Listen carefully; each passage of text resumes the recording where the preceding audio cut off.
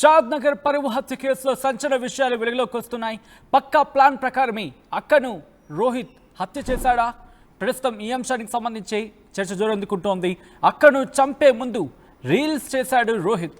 Famous అవ్వాలి మామ, బాగా బతికి పేరు తెచ్చుకునే ఓపిక లేదు, బాగా చంపి ఫేమస్ అయ్యేదా అంటూ రీల్స్ చేశాడు. అక్క రుచిత వేరే వ్యక్తితో ఫోన్లో మాట్లాడుతోందని రుచితను గొంతుకు వైర్ బిగించి అత్యంత దుర్మార్గంగా హత్య చేశాడు రోహిత్. ఆ విజువల్ మీరు చూస్తున్నారు. అయితే ఈ క్రమంలోని హత్య చేసే కన్నా ముందు, హత్యకు ముందు ఒక వీడియో చేశాడు.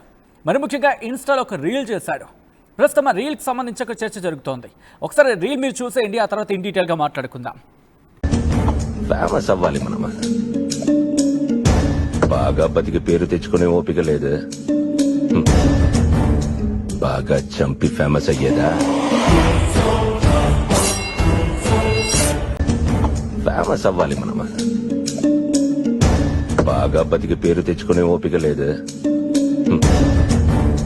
బాగా చంపి ఫేమస్ అయ్యేదా?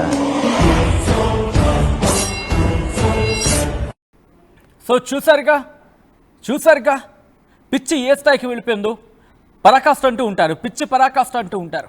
ఇదేనేమో ఎవడైనా సోషల్ మీడియాను ఉపయోగించడం బాగుపడంటారా అంటే వీళ్ళేమో ఇలా ఏమంటారు దాన్ని, ఇలా తయారవుతున్నారు. వీళ్ళు బాగా సంపాదించి బాగుపడే ఓపిక లేదంట.